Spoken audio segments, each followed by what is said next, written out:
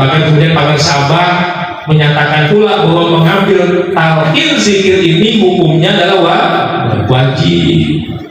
Dan apa mengutip ucapan Tuan Syekh Abdul Qadir Al-Jilani di dalam kitab Miftahus Sudur. Jadi Tuan Syekh berkata, dikutip oleh para sahabat di Miftahus Sudur, fal wajibu alal insani talabu hayatil qalbil ukhrawi min ahli talqin fi dunya qabla fauti waqti. Maka wajib bagi setiap insan mencari cara untuk menghidupkan hati yang bersifat keakhiratan dari ahli talqin di dunia sebelum habisnya waktu, sebelum bertemu dengan ajal, sebelum bertemu dengan kematian. Jadi wajib. Kenapa? Saking pentingnya kita bisa menyatukan kolbu kita, ruh kita dengan la ilaha illallah. Karena tadi kan rasa sakit sakar itu luar biasa.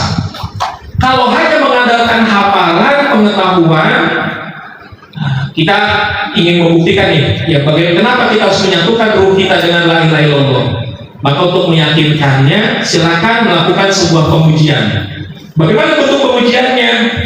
Silakan Bapak Ibu bertanya kepada orang yang kuat hafalannya, ya, kuat banyak pengetahuannya, apakah dia kiai besar atau profesor doktor, silakan. Silakan bertanya kepada beliau-beliau yang kita anggap kuat hafalannya, kuat ingatannya, tapi syarat bertanyanya ketika beliau sedang ngantuk berat. Jangan ngantuk asal ngantuk, lagi ngantuk berat. Nah, kalau kita nanya orang ngantuk berat, kira-kira jawabannya benar atau ngaco? Ngaco atau benar? Dijamin pasti ngaco. Mau profesor doktor, mau kiai, kalau lagi ngantuk berat kita tanya pasti jawabannya ngaco. Artinya apa? Dengan ngantuk saja rontok ilmu, rontok hafalan. Apalagi dengan sakaratul maut. Nah begitu. Begitulah pentingnya menyatukan la ilaha illallah dengan ruh kita. Ketika ditalqinkan maka tidak hanya menempel tapi menyatu. Karena itu yang menyampaikan talqin zikir tidak boleh orang sembarang orang, ya. Harus wali mursyid yang hamil muhamil atau siapapun yang sudah ditunjuk secara sah menjadi wakil talqinnya, menjadi khalifahnya, ya. Tidak boleh orang sembarang orang. Tidak boleh orang yang ngaku-ngaku bisa nalkin atau diangkat berdasarkan kesepakatan. Kalau sudah wafat, ada misalnya sekelompok wakil talqin misalnya bermufakat nih mengangkat orang menjadi wakil talqin baru, walaupun diistilahkan dengan nama lain badal talqin misalnya, tetap talqinnya tidak sah. Yang diajarkan hanya sebatas tata cara. Kalau tata cara saya juga bisa. Kalau saya sering lihat wakil talqin wakil talqin saya sering lihat, oh caranya begini, harus begini, jika kopi begini cara nalkinnya. Kalau sekedar tata cara semua orang juga bisa. Tapi apakah benar-benar talqinnya itu menyatu dengan ruh yang ditalqin? Enggak. Itu bedanya di situ. Jadi kalau menyampaikan wali mursyid atau wakil talqin yang sah, ketika disampaikan langsung kalimat la ilaha illallah, kalimat ismuzat menyatu dengan kolbunya, menyatu dengan ruhnya. Bahkan oleh guru kita tidak hanya diletakkan di lapisan kolbu, tapi lapisan yang paling dalam, namanya lapisan sir. Jadi tubuh kita, lapisan-lapisan ruhaninya ini ada lapisan-lapisannya, ya. Yang disebut kolbu saja sifatnya sudah ruhani, ya. Tapi ternyata di dalam kolbu ada lagi yang lebih dalam, namanya fuad. Apa itu fuad? Mata hati atau hati kecil. Di dalam fuad ada lagi yang lebih dalam, namanya syakof. Itulah tempatnya cinta. Kalau kita merasakan ada rasa cinta di dalam diri kita, terbitnya dari syakof. Di dalam syakof ada lagi yang lebih dalam lagi, namanya lub, inti. Makanya kita pernah berkata di dalam lubuk hati saya. Nah, lub itu lebih dalam dari sekedar kolbu. Nah, di dalam lub yang paling dalam namanya sir. Maka guru meletakkan talqin zikir, kalimat la ilaha illallah dan ismuzat diletakkannya di dalam sir. Karena diletakkan di dalam sir, di dalam kitab Sirrul Asrar, maka tidak bisa dirusak oleh setan, tidak bisa diketahui oleh malaikat. Jadi kalau bapak ibu lagi zikir khafi, itu nggak nyatet tuh malaikat. Kenapa malaikat nggak nyatet? Nggak tahu. Padahal kalau kita niat melakukan kebaikan, malaikat tahu nggak? Tahu. Orang ingin melakukan kebaikan nih, niat di dalam hatinya. Malaikat sebelah kanan nyatet nggak? Nyatet. Karena memang karakteristik malaikat sebelah kanan gercep. Wah, dia niat baik nih, langsung dicatat. Lalu kemudian niatnya diwujudkan jadi amal soleh, jadi kebaikan. Nyatet lagi nggak? Nyatet.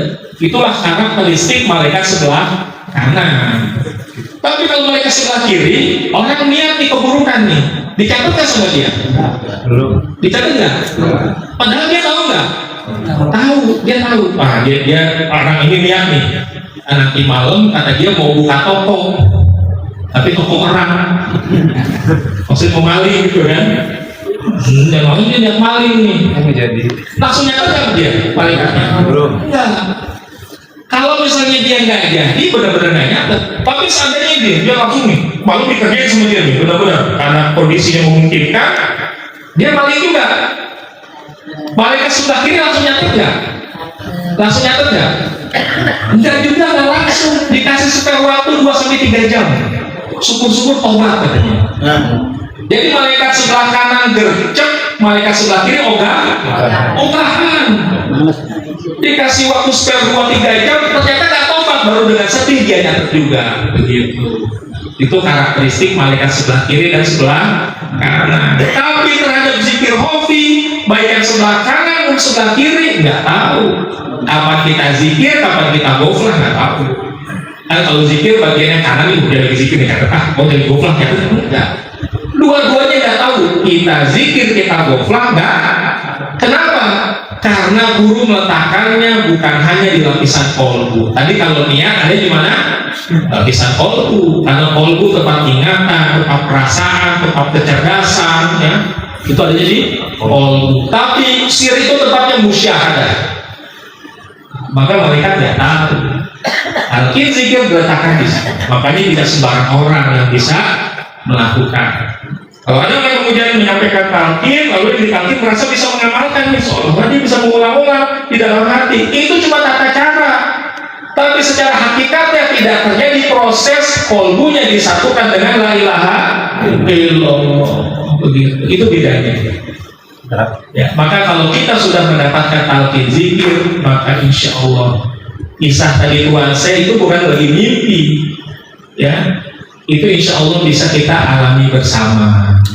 Yang penting kita terus berusaha istiqomah dan terus kita menjaga, ya, jangan sampai tergelincir dari godaan setan. Kita berusaha menjaga, hadirkan sikap khauf. Jadi kalau sehat, kita yang kita kedepankan sikap khauf, rasa takut. Jangan kita nenteng-nentengin syariat. Jangan mentang-mentang sudah punya zikir, punya amalan, ya, kita merasa kepedean. Wah, ahli surga nih, hati-hati, ya. Maka yang kita perbesar rasa khauf. Takutnya di akhir hayat kita tergelincir maksiat, tergoda setan, ya akhirnya suul khotimah. Itu kita perbesar dalam keadaan sehat. Tapi kalau kita sedang sakit, apalagi sakit yang begitu payahnya, maka yang kita perbesar bukan rasa khauf tapi rasa roja. Jangan lagi sakit yang ingat dosa-dosa, sakitnya makin parah. Kalau kita lagi sakit, perbesar sikap roja. Ya Allah, hamba memang banyak dosa, tapi ampunanmu lebih luas, rahmatmu lebih dahsyat. Dosa hamba yang sebesar gunung, sebesar bumi mungkin hanya sebuah titik dan tidak ada artinya. Yang di keluasan maghfirahmu ya Allah. Maka kalau orang sedang sakit, yang diperbesar sikap rojanya, sikap berharapnya. Betapa luasnya rahmat dan maghfirah Allah. Tapi kalau lagi sehat sikap khaufnya agar jangan ngenteng-ngentengin syariat gitu. Jadi adabnya begitu agar kita tidak tergelincir godaan setan. Kalau sudah begitu insya Allah akhir hayatnya husnul khotimah. Ini saja kajian pada malam hari ini, ya, sebagai tabaruk dengan makobah yang dibaca. Intinya manakib ini adalah tentang bagaimana Tuan Syekh sudah sukses menghadapi kematiannya dengan husnul khotimah. Maka menjadi pelajaran buat kita pun harus melakukan persiapan. Maka buat yang belum talqin zikir, kejarlah, mumpung masih ada waktu. Bisa di sini atau mungkin nanti di Jakarta juga, kalau setiap hari Minggu kedua ya selalu dihadirkan wakil talqin di TKN Center Jakarta, atau dimanapun majelis yang ada wakil talqinnya yang terdekat, silakan dikejar mumpung masih ada kesempatan. Ya, ini saja kajian pada malam hari ini, mudah-mudahan ada manfaatnya. Amin. Terima kasih atas segala perhatiannya, mohon maaf atas segala kekurangannya.